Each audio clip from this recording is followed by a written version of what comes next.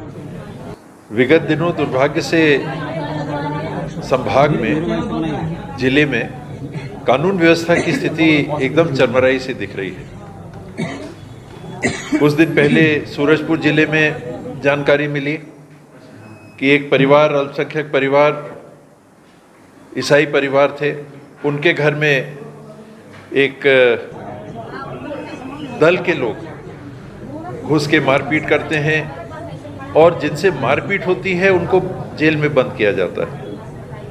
फिर खबर आती है सीतापुर से, सरगुजा जिले से, वहाँ एक मिस्त्री किसी ठेकेदार के साथ काम कर रहे थे। वो कई दिनों से, कुछ महीनों से लापता रहते हैं और उनकी लाश एक अत्यंत सनसनीखेज तरीके से एक निर्माणाधीन जल जीवन मिशन की टंकी के नीचे गाड़ी हुई पाई जाती है। उस जघन्य कांड के कुछ दिन ही बीतते हैं तो सरगुजा जिले के ही बतौली लुंड्रा विकासखंड में, जहां भूसेब का काम के लिए हॉपर बनाया गया था, उसमें कोयला लाद के फैक्ट्री में काम लिया जा रहा था। वो हॉपर स्वाभाविक है कि अगर भूसे के वजन को लेने के हिसाब से बनाया गया था और कोयला का इस्तेमाल उसमें हो रहा था तो हादसा होना ही था। वो हॉपर टूटता है, गिरता है, 4 लोगों की मृत्यु होती है। और सूरजपुर में एक और घटना होती है जहां संभवतः बजरंग दल के कुछ लोग एक घर में घुसते हैं, पुनः ईसाई समाज के लोगों की मारपीट घर में घुस के करते हैं और जिनके साथ मारपीट होती है उनको पुलिस बंद कर देती है। और कल तो अति हो गई कि सरगुजा संभाग, सरगुजा लोकसभा क्षेत्र के सीमा पर कन्हर नदी के किनारे रामानुजगंज के मुख्य व्यवसायी चौक में मुझे बताया गया कि पुलिस थाने से 50 गज की दूरी पर नकाबपोश आते हैं और एक जेवरात के दुकान में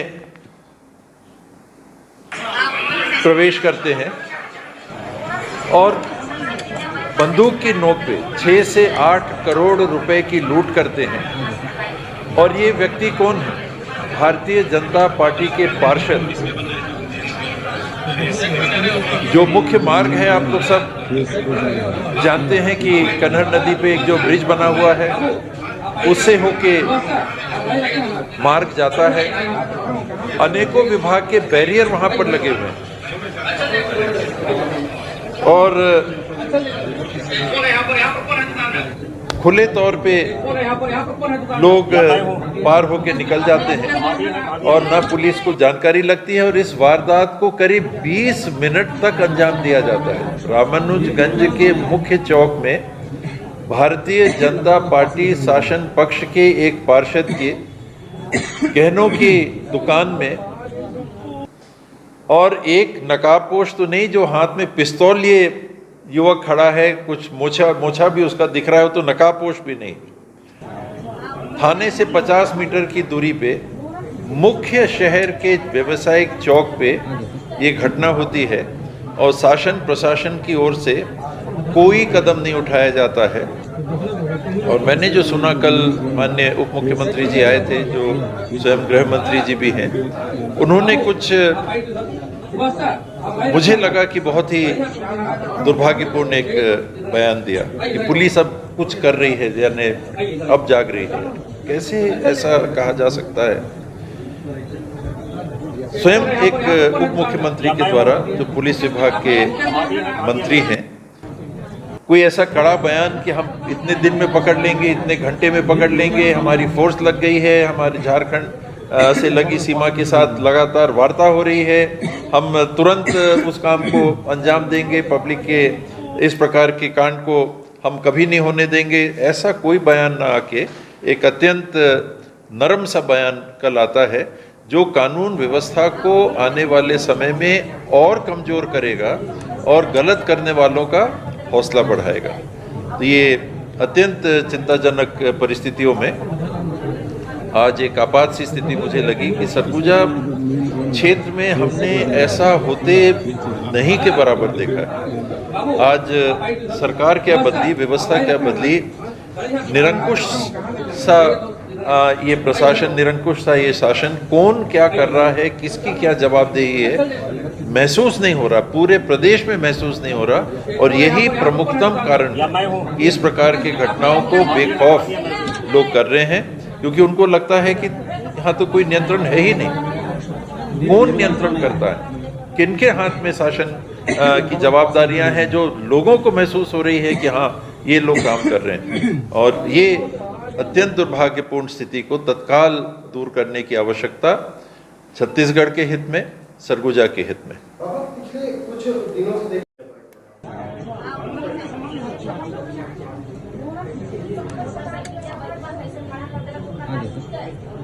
संयोग से कहें या व्यवस्था के कारण कांग्रेस के शासनकाल में उनकी 10 से मृत्यु लगभग छत्तीसगढ़ में नहीं हुई।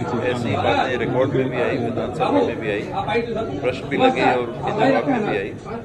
एकाएक ऐसा लग रहा है कि ये घटनाएं एकदम से बढ़ गई, कोई हैजा नहीं फैला। अभी तक कोई ऐसी बात नहीं आ रही है कि कोई हैजा फैला। और ऐसी घटनाओं को रोकने के लिए प्राथमिक उपचार हर पंचायत में, हर गांव में मितानिनों के माध्यम से घोल इत्यादि की व्यवस्था को करके लगातार किया जाता रहा है। और यही व्यवस्था बनी रहती है कि शुरुआत में ही ऐसे प्रकरणों को तत्काल मितानिन अस्पताल लेके आ जाएं और उनके माध्यम से जांच दल भी चला जाए और उपचार भी समय से हो सके। लेट जितना होता है उतना डिहाइड्रेशन हो गया, उल्टी दस्त इत्यादि से कोई और बीमारी है।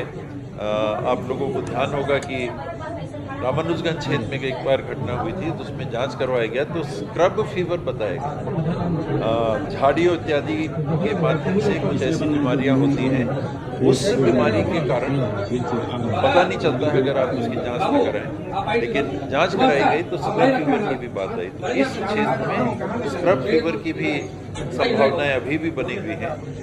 कुछ ही दिन पहले लखनपुर उदयपुर विकासखंड के चैनपुर ग्राम में 4 लोगों की मृत्यु की बात आई थी। गाँव गया तो बताया कि नहीं 3 और बात है जो उल्टी दस्त से ग्रसित थे, लेकिन ठीक होने के बाद बताया गया कि उम्र था इत्यादि, लेकिन जो मृत हुए उनको भी उल्टी दस्त 4 के अतिरिक्त हुआ था।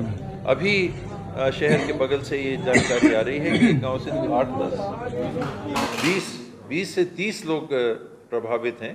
तो ये सामान्य नहीं है। दूषित जल के ही उपयोग से, सेवन से ऐसा संभव है।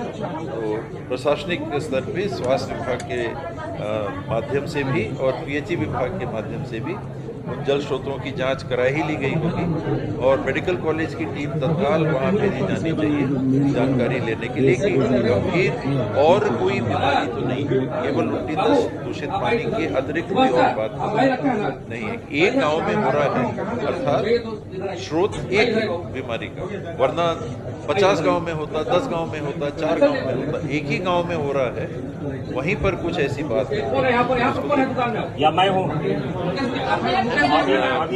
जब तक कि लिखित रिपोर्ट सामने नहीं आती, देखिए ये सच्चाई है। बंधक की बात तो मेरे को नहीं मालूम, लेकिन ये सच्चाई है कि उदयपुर क्षेत्र में ये जो ग्राम सभा हुई थी उसको लेके लोग, गांव वाले बहुत दिनों से आंदोलनरत हैं। और उनका ये कहना है कि ग्राम सभा में होता क्या है कि जिस दिन ग्राम सभा हुई रजिस्टर में दस्तखत लिए जाते हैं हाजिरी के, तो गांव वाले को बोला जाता है कि हाजिरी का है, आप लोग दस्तखत कर दो कि आप लोग उपस्थित हो, लोग दस्तखत कर देते हैं। अगली ग्राम सभा जो होती है जिसमें पिछली ग्राम सभा की कार्रवाई की पुष्टि होनी होती है, फिर वही बात आती है कि ग्राम सभा की हाजिरी ली जा रही है। उस हाजिरी को पिछली बैठक के जो बिंदु थे उनके पुष्टिकरण का आधार मान लिया जाता है। और उसमें बहुत दिनों से ये बात आ रही है कि बाद में एक बिंदु उसमें 22वां नंबर है या कोई नंबर है, उसमें बाद में हाथ से ग्राम सभा में आया ही नहीं जो ओरिजिनल ग्राम सभा हुई थी, और उसको बाद में जोड़ के और दस्तखत जैसे मैंने बताया लिए जाते हैं, करा लिया।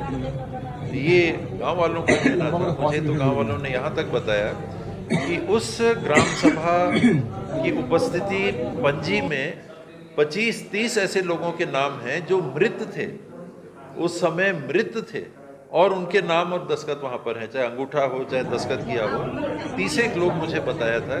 तो ये ग्राम सभा एक विवाद के दायरे में बहुत दिनों से बनी हुई, ये मेरी जानकारी है। अब आयोग ने क्या किया है, आयोग की क्या शक्तियां हैं, उनका जो बयान है कोर्ट में स्टैंड करेगा क्या नहीं करेगा, क्योंकि मामला हाई कोर्ट भी गया था। हाई कोर्ट ने इसको खारिज कर दिया था गांव वालों की अपील को कि भाई ये तो हो चुकी है, कार्रवाई अब हो चुकी है, हम नहीं कर सकते। अब आयोग में अगर ऐसा बयान आया वो कोर्ट में स्टैंड करेगा कि नहीं, क्योंकि मामला कोर्ट तक पहले भी जा चुका है। पर मेरी जानकारी में वो जो फैसला है वो सही नहीं हुई।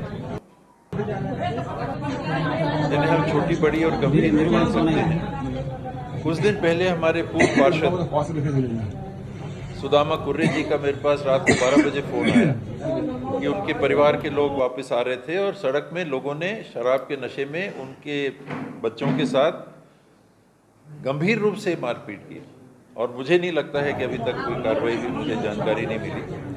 एक बच्चा शहर में लापता है, क्षेत्र में यहाँ लापता है, उसकी जानकारी नहीं अभी तक लग पा रही है। और ऐसे और प्रकरण हैं, मैं बहुत लंबे तक नहीं जाना चाह रहा था कि मैंने भी स्वयं गुमशुदा लोगों के संदर्भ में पुलिस महकमे को समय समय पर जानकारी दी है, और परिवार वालों ने अभी तक भी यही बताया है कि पता नहीं चला है, कहीं कोई बच्ची लापता है, कहीं कोई लोग लापता है, उनकी जानकारी नहीं लग पाई। होना चाहिए जवाबदारी।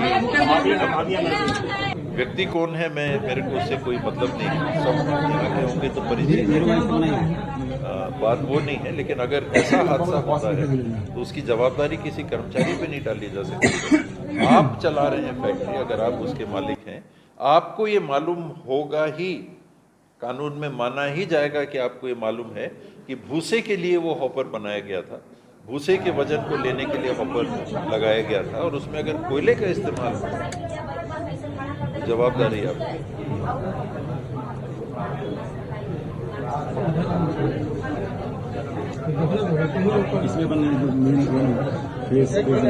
उसकी तो मेरे को जानकारी नहीं है, अगर रिकॉर्ड में आप कह रहे हैं तो रिकॉर्ड में हो, उसमें कानूनी जवाबदेही क्या बनती है मैं नहीं कह सकता। लेकिन जो मालिक है, रजिस्टर्ड जो मालिक है प्लांट की, जवाबदारी उनकी तो निश्चित कि अगर प्रशासन को ही नहीं लगेगा कि शासन किसके बाजू किसके हाथों में, तो प्रशासन क्या काम करेगी। शासन ही अगर ये संदेश नहीं दे सकेगी तो प्रशासन चुस्त दुरुस्त कैसे होगी, मुस्तैद कैसे होगी, वो सब बिखरा सा रहेगा। मैंने 2-3 महीने पहले का हादसा मेरे घर पे जहां हम लोग अभी बैठे हैं, यहाँ से कुछ ही दूरी पे, यहाँ चौक पे रात को सेंध लगा के चोरी होती है। मुझे नहीं लगता है कि अभी तक कोई अपराधी पकड़ा है। 1 करोड़ से ज़्यादा नगद ये चौक की दुकान से नगद ले जाया गया और अभी तक कोई उसकी जानकारी नहीं। तो उस सिलसिला देखिए, 1, 2, 3, 4, 5, 6, 7, 8 लगातार ऐसी घटना होती चली जाएंगी। कानून को तोड़ के लोग अगर काम करेंगे, घटनाओं को अंजाम देंगे और प्रशासन कुछ नहीं करेगा, यानी कहाँ से चल रहा है सब। गलत करने वाले को रोकने वाला अगर कोई नहीं होगा तो और जो गलत करने वाले हैं उनका हौसला बढ़ेगा। और मैं ये बयान अपनी ओर से नहीं देता, मैंने पहले भी कहा था कि कम से कम 1 साल रुक लें, देखें सरकार काम कैसे कर रही है, फिर कुछ बोलेंगे। वरना हल्का लगता है कि तो पार्टी के नाम पे आलोचना इत्यादि चालू हो गई है। लेकिन आज परिस्थिति को देखते हुए, उसकी गंभीरता को भांपते हुए मैं आप सबके समक्ष ये बात कह रहा हूँ, ताकि ये बात शासन तक भी जाए, प्रशासन तक भी जाए, आम जनों तक जाए, आम जन दबाव बनाए, जिस आधार पे शायद परिस्थिति में सुधार हो सके और जन मानस की रक्षा सुरक्षा हो सके।